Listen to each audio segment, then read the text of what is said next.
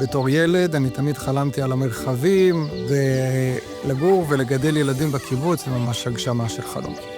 אני שי, אני ילידת הקיבוץ, גדלתי כאן כל חיי. אני גילי, אני נולדתי בחולון.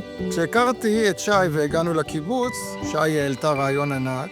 בואו ניקח את המאפייה הישנה ונחזיר אותה לפעילות. ברגע שפתחתי לו את התנור הישן, זהו, זה קנה אותו. התחלנו עם שולחן ותנור. עסקנו באמת במה שרצינו.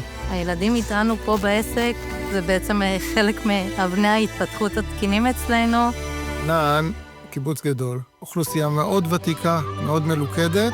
זכינו בקהילה שהיא מחבקת ומפרגנת.